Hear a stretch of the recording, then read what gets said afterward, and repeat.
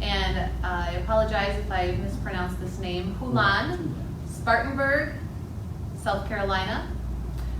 If a fire apparatus manufacturer were to build a truck with an electric motor for the engine, what type of pump drivetrain would be most efficient?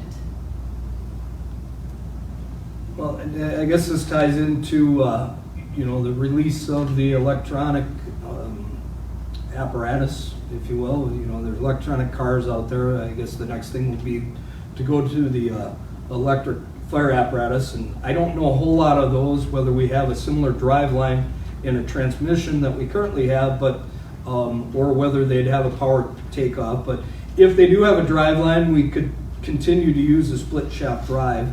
That electric motor would then drive the pump just like it does with our diesel. If they have some type of power takeoff, we're still probably going to need a speed increaser, but if the electric motor is able to put out enough output fast enough with your horsepower and torque, then you would not need a speed increaser, and you could go with a direct drive pump. But there's a lot to learn yet with those in those pumps that are there, but we can do PTO driven pumps if it would be an output like that, where it would be electric motor driven, where you'd have a separate motor, or if you could still do a split shaft drive, we would operate it the same way.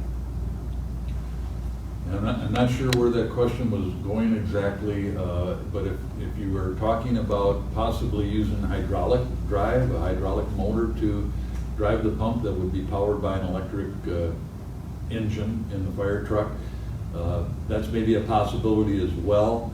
However, you talk about efficiency, and a mechanical driveline is still the most efficient way to transfer power as opposed to hydraulics.